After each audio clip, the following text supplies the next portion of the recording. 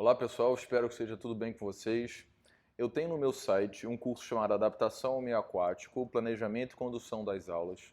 E recentemente a professora Thaís fez o curso. E ela me mandou algumas perguntas, algumas considerações, alguns elogios. E eu gostaria de compartilhar isso com vocês e ao mesmo tempo responder as perguntas dela. Se você quiser saber mais sobre esse curso, vai lá no meu site, guilhermetuscher.com.br. Entre outros cursos, inclusive da área de treinamento, tem esse curso sobre planejamento da adaptação. Nesse curso eu discuto o que ensinar na fase de adaptação ao meio aquático, como ensinar os conteúdos da fase de adaptação ao meio aquático e como fazer o planejamento do ensino desses conteúdos. Então é um curso bem bacana e vocês vão ver principalmente por causa do depoimento, por causa das considerações da Thaís, tá bom?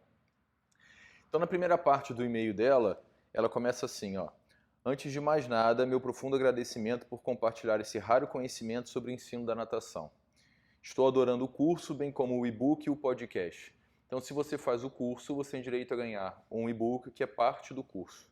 E tem alguns podcasts que eu faço que são exclusivos também do curso. Acho que estou virando sua fã de carteirinha. Obrigado, Thaís. Meus parabéns pelo excelente trabalho e imagino o quanto é pesado entregar produtos de qualidade com um tremendo profissionalismo. Poxa, obrigado mesmo.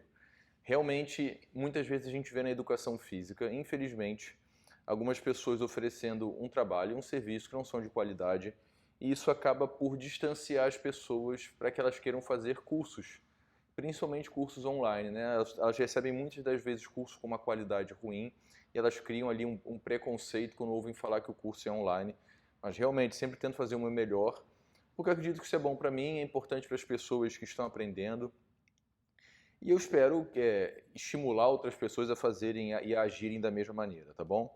Aí ela continua. Acredito muito que caso eu tivesse tido acesso a esse material no começo da minha jornada, seria tudo mais claro e menos fatigante. Muitas vezes a gente tem dificuldade de ensinar alguma coisa para alguém, pessoal, justamente por causa disso. A gente não sabe o que a gente realmente precisa ensinar e a gente não sabe como ensinar, que é a ideia dos métodos. Então, a gente vai para a nossa aula de natação, e a gente começa a rifar, a gente começa a passar as atividades para os alunos sem ter claro para a gente exatamente que objetivos a gente pretende alcançar. Isso é horrível para o professor. Ele fica perdido durante a aula, às vezes ele acabou as atividades que ele acha que deveria passar e ainda tem tempo de aula e ele fica perdido, fica desesperado. Então, realmente, saber o que ensinar e como ensinar é muito importante. Aí ela continua, né? Mas toda jornada nos faz crescer e no final foram excelentes oportunidades de aprendizado, com certeza. Mas gostaria muito que os jovens acadêmicos tivessem acesso a esse tipo de conteúdo. Então, pessoal, o material está disponível lá no meu site. É um curso pago, mas tem diversos outros materiais lá que são gratuitos, vídeos, textos, podcasts. É só vocês acompanharem, tá bom? Vamos lá então à primeira pergunta da Thaís. A natação para bebê não entra no processo de adaptação ao meio aquático. Dentro da proposta que eu discuti lá, eu trouxe que a adaptação deveria começar com os 2 anos de idade. E ela pergunta por quê. Por que eu não considero que a adaptação faz parte da natação para bebê? Thaís, a minha consideração é a seguinte. O objetivo da adaptação ao meio aquático é gerar autonomia no indivíduo. Autonomia no ambiente aquático. E aquele conceito mais recente que eu gosto de discutir, né? O objetivo da adaptação aquática é oportunizar a competência motora aquática. É fazer com que a pessoa consiga resolver problemas motores dentro do ambiente aquático. E, infelizmente, a gente não consegue fazer isso com os bebês. Então, a gente consegue estimular os bebês dentro da água para que eles desenvolvam, talvez, aqueles 2 ou primeiros conteúdos da adaptação ao meio aquático, mas o fato de terem desenvolvido alguns componentes da adaptação ao meio aquático não garantem que esses indivíduos terão a competência, porque a competência envolve o desenvolvimento de todos aqueles conteúdos da adaptação ao meio aquático. Eu tenho um colega que ele gosta de chamar a natação para bebês de estimulação motora aquática. É lógico que ela não se resume à estimulação motora, ela é emocional, ela é social, ela é afetiva, mas a ideia é essa, o bebê ainda não tem condições de perceber o que ele tem que fazer, de receber os estímulos, de receber as orientações do professor e assim cumprir algumas tarefas para que ele possa realmente garantir essa autonomia. Então, até certo ponto, o bebê ele é mais passivo do que a gente gostaria que fosse. Então, a gente gostaria que os alunos fossem mais ativos no processo de aprendizagem. Aí ela continua, né? Eu trabalho com muitos bebês e inicio parte dos componentes da adaptação em minhas aulas e muitas vezes até mesmo antes de entrarem na piscina. Então, bacana. Foi como eu disse, alguns conteúdos da adaptação ao meio aquático a gente consegue começar na natação para bebês. Principalmente ali a ideia da apneia, da descontração facial, tá certo? Alguma coisa talvez de visão subaquática, porque o próprio bebê, pela estimulação e pela vivência das atividades, ele vai acabar se sentindo, vai sentir a necessidade de realizar determinados conteúdos. Mas percebam que eles não foram exatamente ensinados para aquilo. E ela complementa também que muitas vezes as crianças, os bebês até, vão aprender por meio de brincadeiras, no banho, na praia com a família, perfeito. E mesmo se a gente estivesse pensando nas crianças a partir dos 2 anos, que é a idade que eu considerei aí para adaptação ao meio aquático, a ideia é que elas aprendam de maneira sistemática nas nossas aulas de natação e de maneira também não sistemática, que é brincando, que é experimentando o ambiente aquático, seja piscina, seja praia, seja lagoa, seja açude, seja tomando banho. Muitas vezes a gente recebe algumas crianças na aula de natação que sinceramente parece que elas nem tomam banho, porque elas não conseguem ficar debaixo do chuveiro controlando a respiração, né? As crianças, antes de entrarem na piscina, vão passar no chuveiro e a gente vê a reação de algumas crianças, parece que elas nem tomam banho em casa. Mas é assim mesmo, isso é processo de aprendizagem. A próxima pergunta da Thaís é uma pergunta muito comum e é a seguinte: com relação à idade da criança que não tem experiência aquática. Então, por exemplo, ela tem uma criança de 5 anos e uma criança de 7 anos. E essa criança de 7 anos não tem habilidade suficiente, não tem competência motora aquática suficiente para estar na turma de crianças de 7 anos. O que ela faz? Ela coloca na turma de 5 anos, ela faz uma turma separada. Então vamos lá. Thaís, a condição ideal seria que as crianças todas começassem a fazer natação com 2 anos, que elas não parassem de fazer natação e seguissem o processo natural de aprendizagem, como acontece na educação básica. Então as crianças participam da educação infantil, do ensino fundamental, depois do ensino médio. Mas a gente sabe que não é assim. Por outro lado, a situação ainda é mais complexa do que a gente pode imaginar, porque mesmo duas crianças de 5 anos que tenham mais ou menos a mesma habilidade para ficar dentro da piscina, elas podem ter experiências fora daquele lugar completamente diferentes. E vai acontecer uma coisa que você falou muito, né? Da proposta de você pegar emprestado de experiências anteriores a habilidade de você realizar determinado movimento para poder resolver um problema motor atual. Então, muitas vezes, quando a gente pensa nos níveis de aprendizagem, a gente sugere que seja optado pela idade, porque é o critério mais fácil e, apesar de tudo, talvez ainda seja o critério que permita que as turmas sejam mais homogêneas. Porque se a gente fosse pegar qualquer outro critério, desenvolvimento motor, legal. Então eu vou juntar na mesma turma crianças que têm mais ou menos a mesma habilidade dentro da água. Aí pode ser que aconteça isso. Eu tenho uma criança de 5 com uma criança de 7 com uma criança de 4. A gente opta geralmente pela idade porque é uma variável que consegue até certo ponto abarcar um conjunto de outras variáveis que são comuns a determinada idade.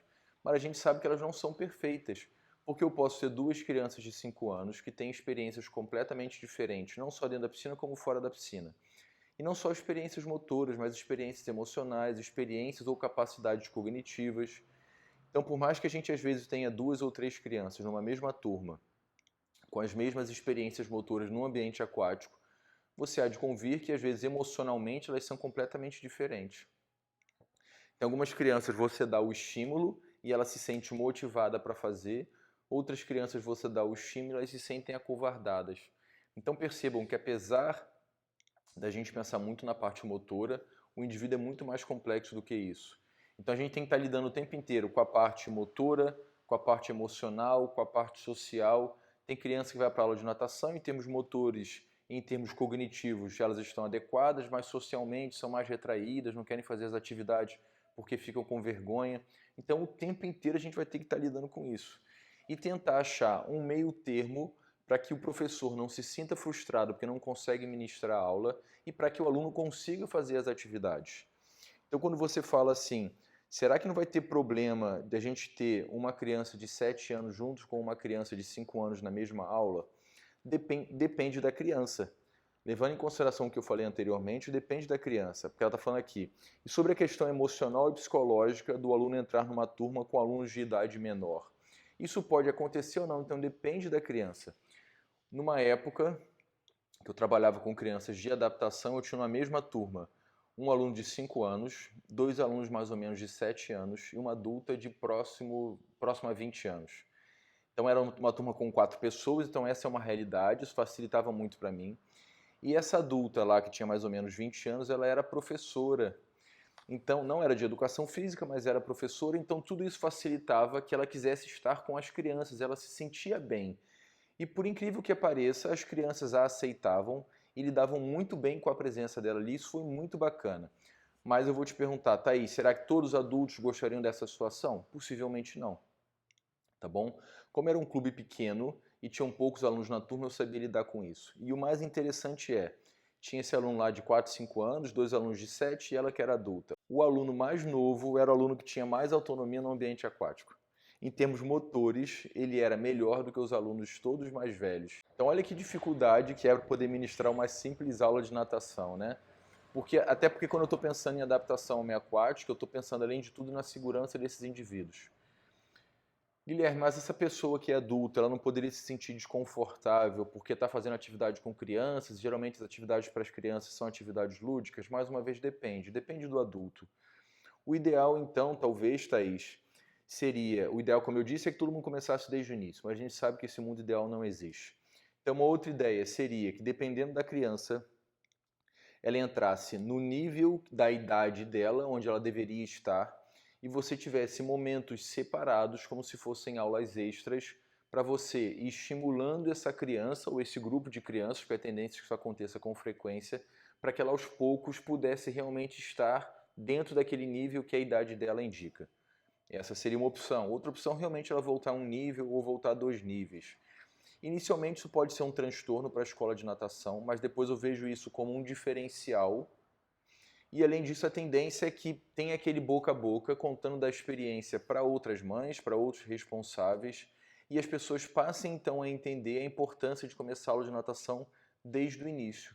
É lógico que isso não é um processo em curto prazo, isso não é mudança de comportamento, isso é uma mudança de cultura, mas a gente tem que começar. Isso também não significa que você vai mudar a cultura de uma cidade ou de um bairro, mas talvez daquela localização próxima da sua escola de natação, as pessoas vão entender o seu diferencial e essa é uma alternativa. Durante o curso, eu apresento a proposta de um artigo que ele comparou a aprendizagem dessas habilidades iniciais do ambiente aquático em piscina rasa e piscina funda. São 2 artigos que tem sobre essa temática que são bem interessantes e a partir disso a Thaís faz um conjunto de considerações. Vamos lá. A primeira é a seguinte: conseguimos ter uma boa comparação entre os dois grupos, né, piscina rasa e piscina funda, já que eles não tiveram o mesmo protocolo de ensino? Na verdade, pelo artigo, eles consideram que os professores seguiram mais ou menos a mesma metodologia. Essa é a dificuldade, talvez aqui já esteja até respondendo algumas das suas outras considerações, essa é a dificuldade de a gente fazer um estudo, uma pesquisa, que envolva processos de aprendizagem dentro de uma condição real, porque o processo é tão complexo que você não consegue isolar, que você não consegue controlar todas as variáveis para que você permita que a modificação de um comportamento, para que a resposta seja fruta de um único estímulo. Então, se a gente estivesse falando de um estudo experimental, perfeitamente experimental, em laboratório, por exemplo, eu poderia controlar a quantidade de alimentação dos ratos, o tempo de treinamento deles, se eles vão dormir num lugar com luz ou sem luz, se é um lugar pequeno ou é grande, se vai ter atividade física ou não vai, você controla exatamente todo esse processo. Mas quando a gente está falando de uma condição real com os seres humanos, isso é complicado. A gente tenta nos estudos controlar o máximo possível das variáveis, mas a gente precisa entender que não é possível controlar tudo. E isso é muito bacana a gente entender nos artigos. Então, muitas vezes as pessoas falam de ciência e da importância de lerem os artigos, mas elas não discutem a importância de você contextualizar a metodologia e os resultados daquele estudo. Então, a gente precisa ser crítico nesse sentido, tá bom? Mas, de uma maneira geral, os autores tiveram essa preocupação e eles indicaram que, em termos de metodologia e conteúdos de ensino, os professores tiveram mais ou menos a mesma abordagem. Mas isso por si só já é um problema, porque quando eu vou pensar as minhas aulas de natação, seja na adaptação ou seja na natação propriamente dita, né, de ensino dos nados, quando eu vou ministrar minha aula ou fazer meu planejamento, eu deveria levar em consideração quem são os indivíduos que vão aprender, quais são as características da instalação esportiva, quais são os materiais que eu tenho à disposição, quais são as minhas características, né, as características do próprio professor, se eu tenho mais experiência, se eu tenho menos experiência, se eu tenho uma pessoa para me ajudar, se eu vou dar aquela aula sozinha. Então, na verdade, como são dois ambientes diferentes, o ideal seria que as aulas realmente fossem diferentes, tá? Mas eles não fizeram isso propositalmente para poder verificar. Se eu for ensinar esses conteúdos mais ou menos nessa sequência, existiria diferença se a pessoa está aprendendo em piscina rasa e piscina funda? Essa foi a intenção. Então é normal que você fique intrigada, né? Continuando aqui as suas considerações, quando eles fazem essas duas comparações, porque realmente são condições diferentes. Mas eu lembro que no artigo eles falam isso, né? Que eles tentaram controlar e tornar semelhante o máximo possível as variáveis. E isso é até uma reclamação dos autores, na verdade, de um dos professores, né? Que o ideal seria que na piscina funda alguns conteúdos de ensino fossem adaptados para aquela condição de aprendizagem. Você fala aqui também da proposta de transferência de aprendizagem ou transferência de movimento. Isso vai acontecer também o tempo inteiro. Mesmo que seja uma aprendizagem fora da água ou de uma outra experiência dentro da água, a tendência é que a gente leve isso para aquilo que é novo para a gente, para que a gente está tentando aprender. Um exemplo muito simples disso, quando a gente pede às vezes para as crianças fazerem propulsão na piscina, vamos pensar na adaptação ao meio aquático, para as crianças se deslocarem de um lado para o outro, há uma tendência de às vezes elas quererem fazer alguma coisa parecida com a pernada de crawl. Só que é interessante que ao invés de fazerem a pernada para baixo e para cima, como seria a pernada de crawl, elas fazem a pernada para trás, como se estivessem dando coice, empurrando para trás. Por que elas fazem isso? Por causa da transferência de aprendizagem. Porque quando a gente está em pé, na vertical, a gente empurra o chão para trás para jogar o corpo para frente. Então, quando elas estão na horizontal, elas querem empurrar a água para trás para jogar o corpo para frente. Então, isso é um exemplo de transferência de aprendizagem. Só que nesse caso é negativa, porque o movimento ele é diferente. Aí você fala também, né? Em nenhum momento eles mencionam nos métodos como eram as aulas em piscina funda. Falam que em alguns momentos tiveram que usar os materiais flutuantes.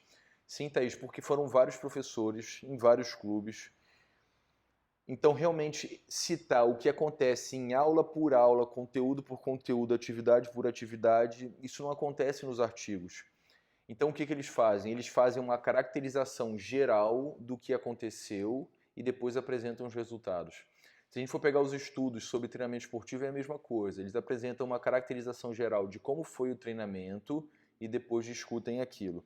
O ideal seria realmente se a gente pudesse saber o que foi feito no dia a dia. Mas no final das contas é tanta informação e são tantos professores e professores diferentes que isso seria difícil de quantificar para poder saber o efeito de cada uma dessas informações. Então eles fazem um apanhado geral. Você pergunta aqui das plataformas. Realmente as plataformas seriam interessantes, mas pelo que eu me lembro, eles não usaram plataformas porque a plataforma acabaria levando a uma diminuição da profundidade. E eles queriam propositalmente que as atividades fossem feitas em piscina funda. Então até pode ser que existisse a plataforma para os alunos ficarem em pé, esperando a hora deles fazerem a atividade, mas a realização da atividade em si, seja lá o que fosse proposto, era todo feito sem colocar os pés no chão. Realmente a ideia das plataformas é excelente, não só para adaptação ao meio aquático, mas também pensando no ensino dos nados. Tem alguns conteúdos que seria interessante a gente ensinar numa piscina relativamente mais rasa, mas ter uma piscina toda naquela profundidade seria ruim. Então seria bacana se a gente pudesse, numa parte da piscina, diminuir a profundidade para poder ensinar alguns conteúdos. Eu, por exemplo, tenho uma proposta de ensinar um nado de borboleta, que começa pela braçada e não pela pernada, como eu faço com os outros nados.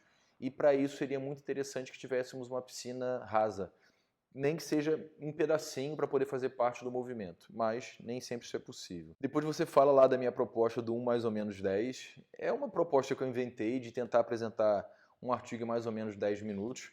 Eu tenho um amigo que ele implica comigo, porque a proposta aqui é apresentar um artigo em mais ou menos 10 minutos, mas eu sempre apresento em mais de 10 minutos, mas eu prometo que vou chegar lá, tá bom?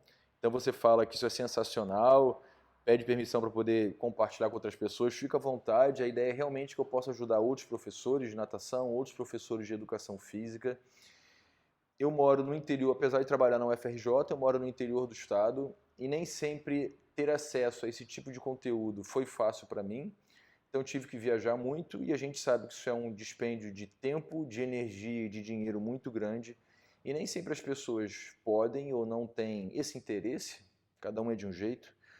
Então a minha intenção hoje com as redes sociais, com a internet, é que realmente eu possa ajudar outras pessoas a aprenderem para que a gente possa melhorar o ensino da natação no nosso país. Depois a Thaís fala sobre o livro Atividades Aquáticas, um olhar dirigido ao ensino, que tem lá no site para poder ser vendido. É um livro que eu lancei junto com alguns colegas da UFRJ, então é um livro bem bacana. E ele não fala só sobre os nados, ele fala sobre adaptação ao meio aquático, fala sobre polo aquático, fala sobre pessoas com deficiência, fala sobre diversos conteúdos relacionados ao ambiente aquático. Fala sobre algumas doenças também, a prática das atividades por pessoas que têm algumas doenças. Thaís, é o seguinte, quem faz o curso tem direito a ter um desconto e ao frete grátis. Então lá na parte do curso que fala sobre o livro, tem um desenho, tem uma imagem com um cupom de desconto. Então é só você ir lá no site, eu vou colocar o link aí na descrição do vídeo, é só você ir no site, realizar o procedimento normal de compra do livro. Tem uma hora que ele vai te pedir o cupom, você escreve lá o cupom de desconto e ele vai te dar o frete grátis e vai te dar o desconto na compra do livro e depois eu mando para você. E obrigado mais uma vez pelo carinho e pela consideração. A próxima pergunta da Thaís é bem interessante, que tem um artigo que o título é Can You Swim in Waves? Que seria mais ou menos se você pode nadar em ondas, em marolas. Ele discute essa importância da gente desenvolver competência motora aquática em diferentes ambientes aquáticos. Porque a gente aprende no ambiente controlado da piscina, mas geralmente a gente tem nossos momentos de lazer também em ambientes que não são controlados como o mar e onde as pessoas se afogam, tá bom? E ela fala assim, que se identificou muito com o artigo, pois nadou a vida inteira em piscina. Foi atleta quando jovem e depois de um bom tempo sem nadar, voltou a treinar para nadar no mar e a grande surpresa que ela teve que ela consegue nadar, mas a mecânica do nado e o medo faz com que o desempenho seja ruim. Realmente nadar no mar é uma experiência completamente diferente. Se a água estiver clara, estiver transparente, é bacana, mas ao mesmo tempo você vê um montão de coisa que pode te causar um desconforto. Por outro lado, se você estiver nadando num ambiente que a água é turva, seja no mar ou seja num rio, num lago, alguma coisa assim, eu tenho, para mim, uma experiência completamente desagradável, tá bom? Então ela fica pensando com crianças que estão aprendendo como isso afetaria. Então sua conclusão, Thaís, é perfeita. A ideia é que a gente traga algumas vivências e experiências e condições que poderiam acontecer fora da piscina para dentro da piscina.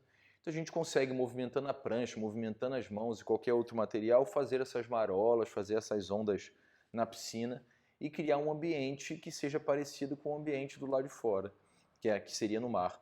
Além disso, a gente não precisa ter as aulas só pensando em desenvolver a parte procedimental, nós podemos ter aulas pensando em desenvolver a parte conceitual.